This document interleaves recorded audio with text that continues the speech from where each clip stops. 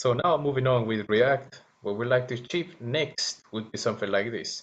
That is going to have a counter here that starts with the number 0 and 3 buttons underneath. So if I press the button plus, this 0 would increase to 1 like this. Otherwise, if I press the button minus, it would decrease, and so on. And now if I want to reset all this, it's gonna go back to 0. That was the initial value of this.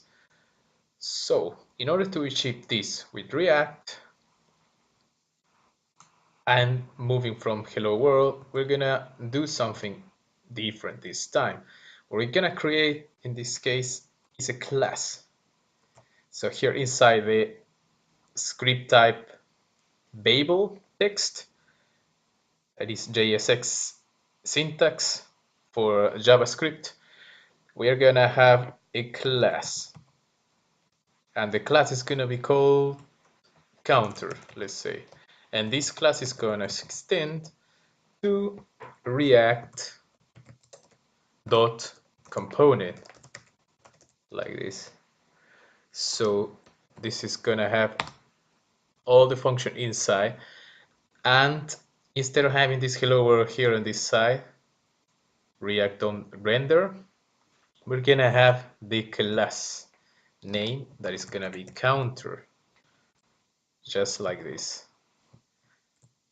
So inside this class is where we're gonna play with React JSX syntax.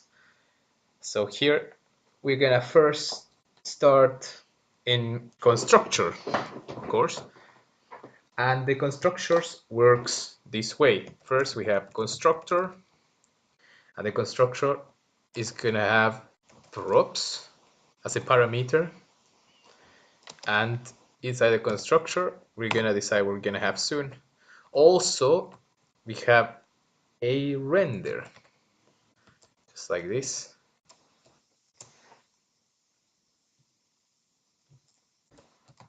And inside the render we're gonna have a return.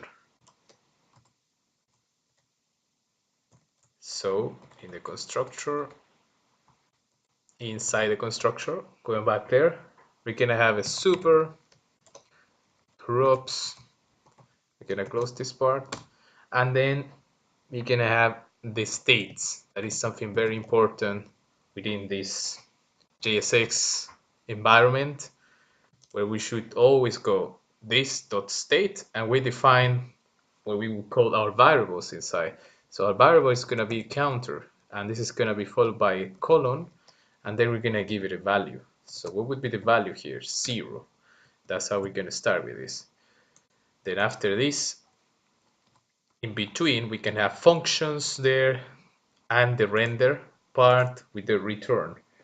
So the render is going to have this return always, and the return side is going to have what we had as the HTML files. So here inside we're gonna have a div like this to contain all the information, and another div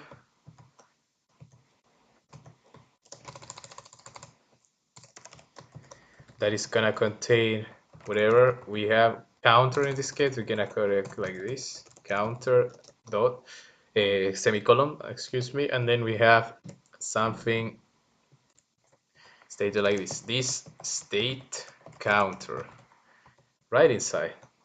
So the JSX syntax is going to allow us to now introduce in our web page something different. We're going to just see the value already. If we update this, we're going to see counter equals 0, just like I'm doing it here. So far we're going very well. Then we have a button, and as we wanted to have a button,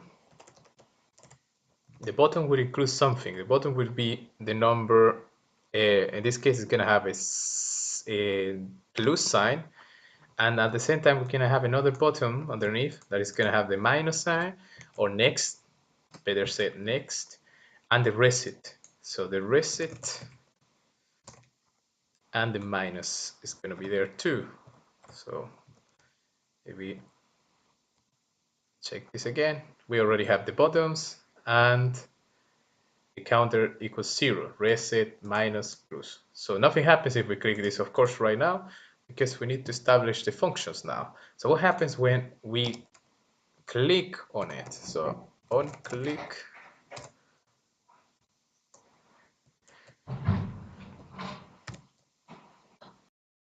so in order for us to change the value of 0 whenever we press the button, plus in this case, we're gonna establish a function for this button specifically.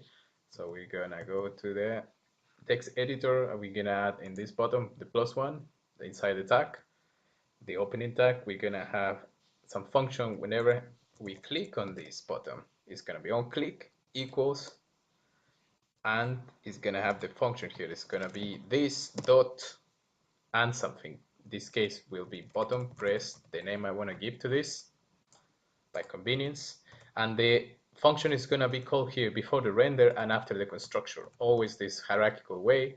So button press, that's going to be my function there between, it's going to equal this way, and exactly this way the syntax JSX works.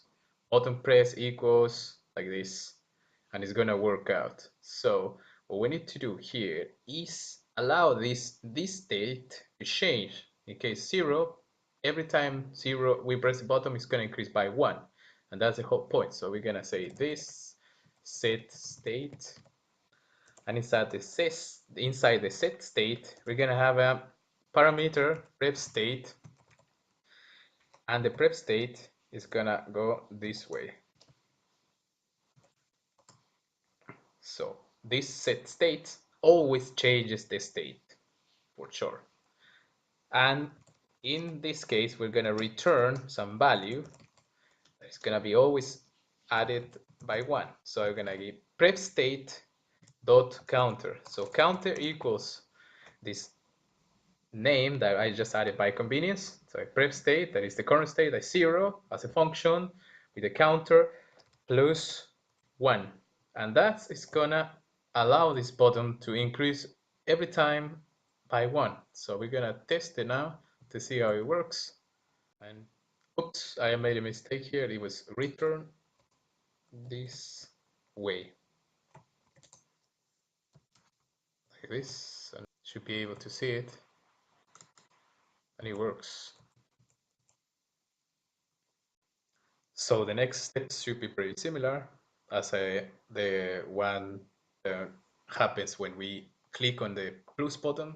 So if we have the minus button, we're just gonna copy paste this function, but we're just gonna change the names. So we're gonna have the same for reset as well.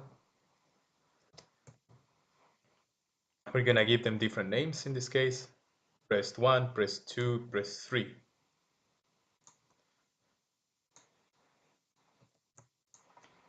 And the logic is the same, so I just copy paste and I make a few changes. So for the second one and the third one is just gonna be a small change, and the second one, instead of my plus 1, is gonna be minus 1, and for the third one we're just gonna say the counter is 0, and that should be it.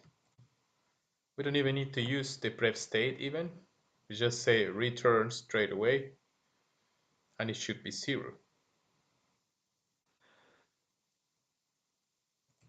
But we're gonna test it this way.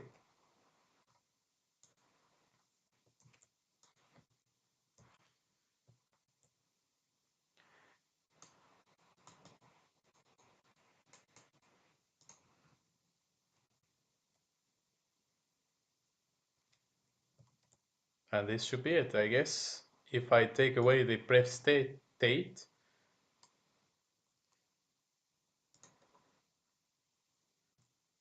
and the return part as well, it should be something like this.